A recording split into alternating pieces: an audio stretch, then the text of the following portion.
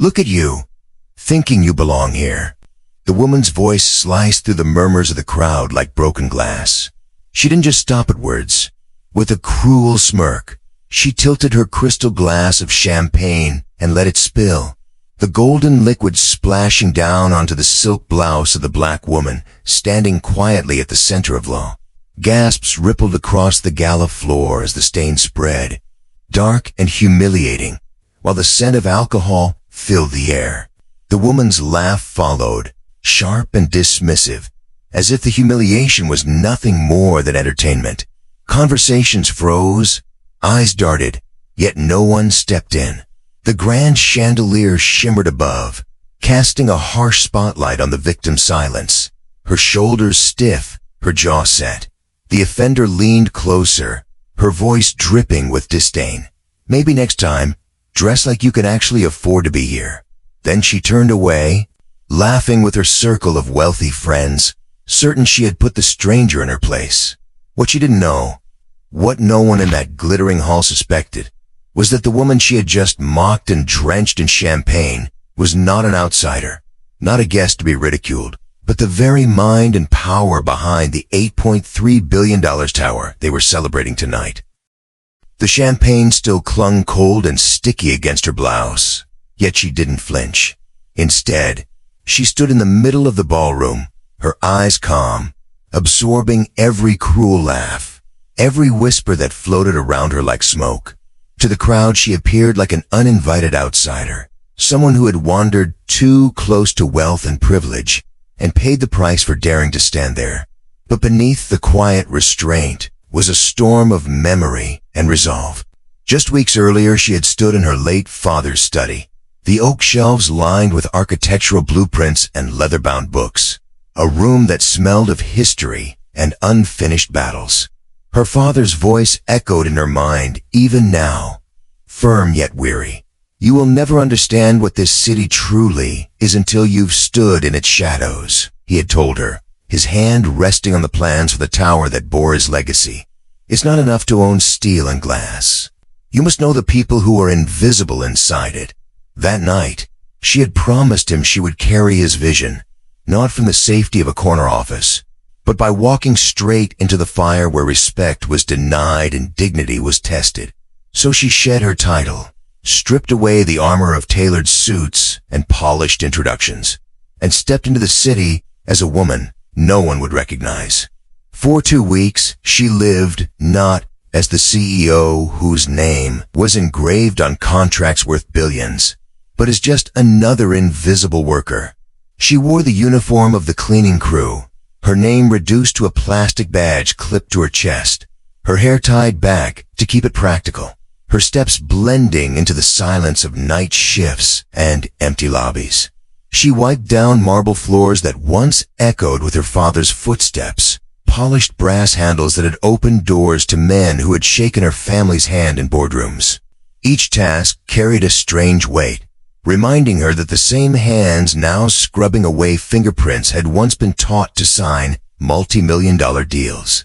Yet in that disguise, she found clarity. She saw how people looked through her, how they dismissed her presence, how the same men who toasted her family name with vintage wine never once held the door for the women mopping their floors. It was not humiliation she sought, but truth, the raw, unfiltered truth of a city built on hierarchy and blind arrogance. Each night revealed something new about the tower that bore her family's name, not in the shine of its glass facade, but in the shadows cast across its corners. She heard the whispers of interns scrambling to impress executives who would forget their names by morning, saw the security guards exchanging tired jokes just to survive the endless hours, and felt the quiet desperation of janitors whose hands grew raw from chemicals, yet whose presence went unacknowledged. She kept her silence, watching the hierarchy unfold like a cruel performance, where wealth drew applause and service was met with indifference. One evening, while she collected empty champagne flutes after a private investor's dinner, she listened to a conversation that stung deeper than any insult. "These people," a mogul sneered, whirling the last of his wine, exist only to polish the shine of what we build. His companions laughed, never once noticing that the woman clearing their glasses was the heir to the very fortune they praised. In that moment, her father's words rang louder than ever. To change a city, to claim her place not just as an owner, but as a leader, she would need to know this pain, to let it settle deep, and then rise above it. Now the masquerade was over. The weeks spent as a shadow had forged her resolve, and she returned tonight not as a worker, but as the rightful heir, the one carrying her father's unshakable vision. If she chose not to arrive with fanfare, she slipped in the ballroom quietly, blending with the crowd, her presence unannounced, her name absent from the guest list. It was a test as much as a revelation. Would they see her for who she truly was, or only for the image they assumed? The answer came swiftly in the form of spilled champagne and mocking laughter. The sting of liquid soaking her blouse was sharp, but sharper still was the confirmation that arrogance ruled these halls. She looked around at the faces, some pretending not to notice, others reveling in her embarrassment, and she understood the weight of her father's challenge. This was not simply about inheriting a tower or protecting a legacy. It was about confronting a world that thrived on hierarchy and exclusion, and proving that dignity could not be erased by cruelty. Tonight, they believed they had put her in her place. Soon, she would show them that her place was above every one of them. The ceremony moved forward with rehearsed grandeur, the orchestra swelling beneath the glitter of chandeliers, the mayor raising a toast, investors applauding themselves for their supposed brilliance. Yet beneath the glamour, tension coiled like a hidden wire. She remained near the center of the room, her stained blouse still clinging to her, a quiet reminder of the insult that had opened the evening. The Mogul's wife, emboldened by the crowd's silence, leaned in her circle of friends, her voice carrying just loud enough for others to hear. Some people will never learn their place, she sneered, her diamonds catching the light as her hand gestured dismissively toward the woman she had humiliated. Laughter followed, soft but sharp, a ripple of cruelty disguised as entertainment. She felt their eyes on her, the unspoken question in the air. Would she break, retreat, vanish as they expected? But instead she stood still, her chin slightly lifted, absorbing every jab as if collecting evidence. The more they tried to erase her, the clearer her purpose became. Tonight was not the end of her presence. It was the beginning of their exposure.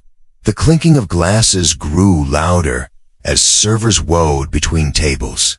Yet the air felt heavier with every passing second. The Mogul himself, tall and broad-shouldered, finally joined the theater his wife had begun. With a voice that carried authority, he turned casually to the group nearest him and said, "This city is built by visionaries, not by strays looking for scraps." His words floated easily, but his eyes flicked toward her, making his meaning unmistakable. Murmurs rippled through the guests, some amused, others shifting uncomfortably, unwilling to challenge a man whose fortune dwarfed their own. She remained composed, her gaze steady, neither confirming nor denying the insult, letting the silence stretch until it became louder than their laughter. The Mogul smirked, convinced his dominance had been cemented in front of his peers. But in her stillness lay something he could not see, a quiet defiance, an inner steel inherited from her father's battles. She was not there to crumble beneath their disdain. She was there to watch, to measure, and to decide the exact moment when truth would cut deeper than all their arrogance combined. Eyes began to drift toward her, some curious, some pitying, others simply eager for more spectacle. A woman in emerald silk whispered behind her hand, her companion stifling a laugh, while two young interns glanced nervously, unsure whether to avert their gaze or watch the unfolding cruelty. Every look pressed against her like a weight, yet she did not bend. Instead, she let the moment stretch, her silence becoming a mirror that reflected their own discomfort back at them. The orchestra's music faltered slightly, a violinist missing a note as if the tension in the room had seeped into the strings themselves. The mogul's wife, emboldened by the attention, tilted her head with exaggerated sweetness and said loudly, perhaps she mistook the invitation for the staff in trance. Laughter rippled again, though thinner this time, some guests hesitant to join in. Beneath the sting of the insult, she felt a quiet shift. Their cruelty, once a wall meant to push her out, was becoming the very stage on which she would reveal who she truly was. They thought they were reducing her to nothing, but with every careless word, they were setting the trap in which their arrogance would soon be caught. The mayor returned to the microphone, his speech about civic pride and architectural triumph flowing easily, yet the undercurrent of unease refused to vanish. She stood near the edge of the crowd, still bearing the stain on her blouse like a silent scar, a mark none could ignore no matter how much they pretended. The mogul's laughter echoed once more, louder this time, as if to reclaim the room's attention. Imagine, he chuckled to his circle, thinking you could rise to our level by merely standing here. His wife leaned in, her voice a dagger wrapped in velvet. The tower deserves better company than strays. Their words floated through the chandelier light, weaving into the music, staining the grandeur with venom. Yet she remained unmoved, her presence steady, her silence unshaken. To those who understood power, her restraint was unnerving. She was not flustered, not broken. She was waiting, and though none of them knew it yet, the true unveiling was near. Every insult, every cruel glance, every mocking laugh was only tightening the spring that would snap back with devastating force. Tonight, the balance of power would shift, and when it did, the fall would be theirs, not hers. The applause that followed the mayor's speech faded into a restless murmur, and for the first time that evening, the rhythm of the room faltered.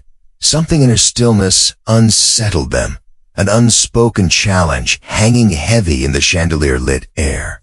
A few investors exchanged glances, whispering about the unfamiliar woman who refused to shrink despite repeated humiliation. The mogul noticed too, his brow tightening as though irritation had begun to creep beneath his confidence. His wife, sensing the shift, raised her voice again, desperate to keep control of the narrative. She should be grateful we let her stay, she announced, her laughter brittle, forced. Yet this time the response was uneven. Some chuckled politely, others looked away, and a few simply watched in silence, their curiosity outweighing their amusement. For the first time, the balance tipped. What had begun as mockery was becoming spectacle, and the woman at its center was no longer the victim they expected her to be. Her silence was no longer weakness. It was defiance, and the longer she held it, the more the room began to wonder who exactly they were underestimating. The shift was subtle at first, a flicker in the crowd's expression, a hesitation in their laughter. A banker near the front lowered his glass, his eyes narrowing as if trying to place her face. A city councilman, once laughing along, now leaned toward his aide, whispering with sudden unease. The mogul's wife noticed the quiet but mistook it for boredom, raising her voice once more. "Don't just stand there," she taunted, her tone high and sharp. "Fetch us another bottle. That's surely why you're here." Her words hung awkwardly, and this time the silence that followed felt heavier than applause. A few guests coughed, others shifted uncomfortably, their eyes darting between the accuser and the accused. She met the insult not with obedience, but with a calm, unbroken gaze that unsettled even those accustomed to power. The mogul himself chuckled, though there was a forced edge to it now, his confidence fraying as he realized control of the room was slipping. The longer she stood tall, unshaken, the more fragile their dominance appeared, and in that fragility lay the first cracks in the empire they thought unshakable. The orchestra resumed, but the music felt like background noise to a room now caught in the gravity of her silence. Guests who once smirked now found themselves watching her more closely, drawn not to her humiliation, but to her composure. A young architect whispered to his colleague, "She doesn't look like staff," and the words, though hushed, carried across the uneasy hush. The Mogul's wife stiffened, her smile faltering as she sensed the audience's attention shifting away from her control. Desperate to reclaim dominance, she leaned forward, her voice sharp. "Why won't you speak? Afraid your accent will give you away." The cruelty landed flat, the chuckles fewer, the discomfort thicker. All the while, the woman remained still, her eyes steady, her shoulders squared, every inch of her presence demanding respect without uttering a single word. The Mogul frowned, irritation simmering as he realized the power dynamic he'd taken for granted was beginning to fracture. The crowd, once complicit, was no longer laughing as easily. The silence surrounding her was no longer void. It was weight, building, pressing, forcing them all to reckon with the possibility that she was not at all who they thought she was. The room seemed to pulse with unspoken questions, the golden light of the chandeliers casting long shadows that stretched across uneasy faces. A hush lingered, broken only by the nervous tapping of a glass against a table, the shuffle of shoes as guests shifted uncomfortably. The Mogul, sensing his grip slipping, raised his voice with forced bravado. "Enough of this distraction," he declared, his hands sweeping the air, as if to erase her presence altogether. But even his authority couldn't mask the tension now.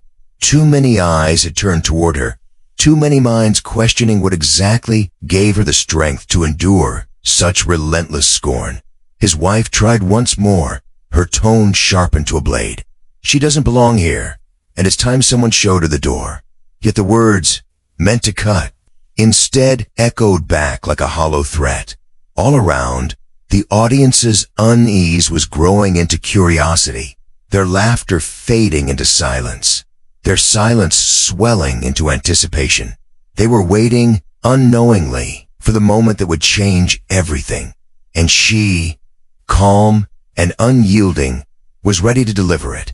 The stage was set, and soon, the truth would dismantle the empire of arrogance brick by brick.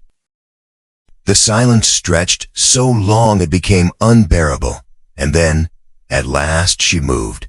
With deliberate calm, she stepped forward, each footfall echoing softly against a marble floor, commanding attention without raising her voice. Conversations halted, laughter died mid-breath, and eyes tracked her every motion as though pulled by gravity. She reached for a linen napkin from a nearby table, dabbing gently at the champagne stain on her blouse, then placed it neatly down, as if discarding not just the cloth but the insult itself. When she finally spoke, her tone was low, steady, and resonant enough to cut through the hush.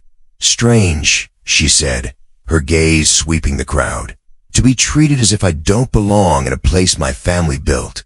A ripple tore through the guests, heads turning sharply, whispers sparking like fire across dry grass. The Mogul's confident smile faltered, his wife's painted lips tightening as though her mask of superiority had cracked. No one laughed now. Her words had shifted the ground beneath them, and though they didn't yet know the full extent of it, the revelation had begun. Unstoppable, undeniable, and more devastating than any of them had imagined. A hush swept across the ballroom, but she did not pause. Her voice carried now, not in volume, but in certainty, every word a strike against the arrogance that had filled the air moments before. "This tower," she continued, her hand gesturing toward the glass walls that framed the glittering skyline, "was not raised by those who sneered from their balconies. It was born from vision my father sketched at a worn desk decades ago. A vision I swore to protect." Gasps rippled through the guests, some recognizing the name now, their memories catching up with the truth dawning before them. The Mogul blinked, his jaw tightening as if he had just been struck, while his wife clutched at her diamond necklace as though it might anchor her. "That's impossible," she whispered, though her voice betrayed her doubt. The woman stepped closer, her presence filling the space where mockery had once reigned. "You speak of belonging," she said, her gaze fixed firmly on the pair. "Yet you dare to pour your scorn on the very person who holds the keys to everything you celebrate tonight."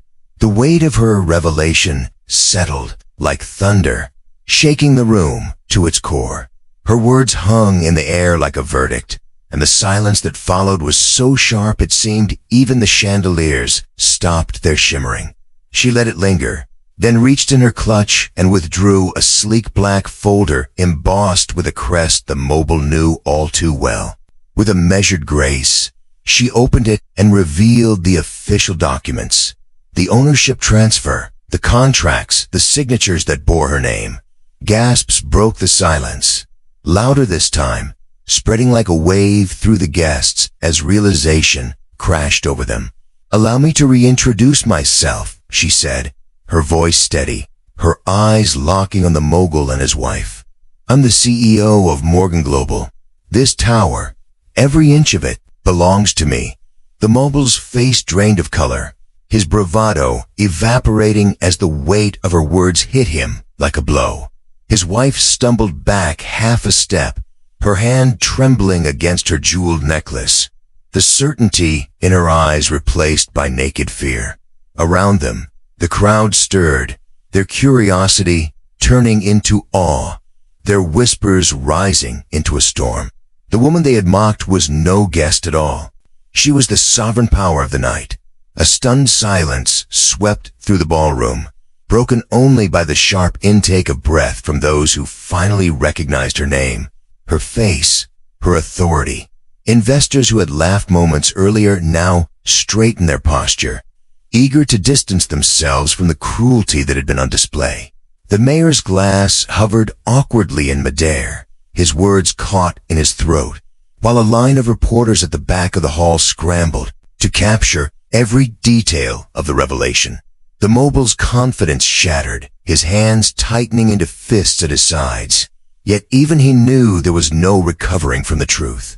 His wife's eyes darted frantically, searching for an escape, but all she found was the reflection of her own arrogance in the stares of those around her. The woman at the center of it all stood unwavering, her presence filling the cavernous room with a quiet power that no chandelier could outshine. She had not raised her voice, yet she had silenced them all. Tonight, the roles had reversed. Those who mocked now trembled, and the one they sought to humiliate now held the weight of an empire in her hands. The weight of silence pressed against the walls, heavier than the chandeliers, heavier than the skyline beyond the glass. She let it breathe for a moment, watching the crowd, once so quick to laugh, now frozen in their own shame. Then she spoke, her voice steady, deliberate, carrying not anger, but conviction. "For too long," she began, "this city has mistaken cruelty for strength, power for entitlement, and arrogance for leadership." Her words landed like stones on polished marble, undeniable and unyielding. She did not shout. She did not need to. Every syllable struck with the force of truth, amplified by the contrast of her quiet dignity against their earlier scorn. Guests shifted uneasily, some lowering their eyes, others staring at her with a respect they hadn't known they owed. The Mogul and his wife stood motionless, caught in the glare of exposure, unable to retreat from the reality she had unveiled. "But leadership," she continued, her gaze sweeping the hall, "is not about who you can push down. It is about who you can lift up." And in that moment, the ballroom no longer felt like theirs. It belonged entirely to her. She took another step forward, her presence commanding the entire ballroom, though her movements remained calm, deliberate. "My father taught me that glass and steel mean nothing without the people who walk within them," she said, her voice soft but ringing clear. "Every worker who sweeps the floors, every guard who stands through the night, every assistant whose name is forgotten after a single meeting. They're the foundation of this tower, not the chandeliers above your heads. Her words stirred something in the crowd, some nodding subtly, others shifting as if struck by the uncomfortable truth. She glanced at the Mogul and his wife, her eyes unwavering. And yet, you chose mockery over respect. You try to measure my worth by a stained blouse, while forgetting that the worth of a city lies in its people. A hush fell deeper. The guests who once laughed, now holding their breath. I walked these halls was invisible once, not because I had to, but because I needed to see the truth you all ignored. And tonight, you will remember that dignity cannot be bought, and power cannot be stolen. It must be earned. She let her gaze sweep the hall, pausing long enough for each cluster of guests to feel the weight of her words. This tower is not simply an edifice of wealth, she declared, her voice gathering momentum. It is a promise that vision, discipline, and sacrifice can shape a city. Her eyes locked on the Mogul, her tone sharpening into steel. But promises are broken when arrogance takes root, when those who claim to lead instead prey on those they deem beneath them. The Mogul's face flushed, his fists tightening though he could not speak, every eye now on him. You wanted me small, she continued, her voice unwavering. But you only revealed how small you truly are. A wave of murmurs swept the room, not of mockery, but of recognition. The audience turning with her words like tides, shifting under the pull of the moon. Leadership is not found in belittling others, she said, her voice rising with conviction. It is found in standing for those who have no voice. The silence that followed was electric, not empty but charged, as if the hairy walls themselves leaned in to hear what she would say next. She drew in a steady breath, and when she spoke again, her words carried the weight of finality. Tonight was meant to celebrate steel and glass, but instead, it revealed character. Some chose cruelty, others chose silence. But I choose neither. I choose to honor the unseen, the unheard, the overlooked, because a tower means nothing if it casts a shadow too dark for people to walk beneath. Her voice softened, yet it reached every corner of the hall. So let this night stand as a reminder, not of wealth wanted or names forgotten, but of the truth that respect is the only foundation that lasts. She turned, her eyes meeting the Mogul's wife, then the Mogul himself, both pale beneath the brilliance of the lights. You try to strip me of dignity with a single gesture, she said, calm but firm, but dignity is not yours to give or take. It lives here. She pressed her hand to her chest, and it will outlast every empire built on arrogance. The applause began hesitantly, then swelled into thunder, not for the tower, but for her. And in that moment, she had reclaimed not only the night, but the future it promised.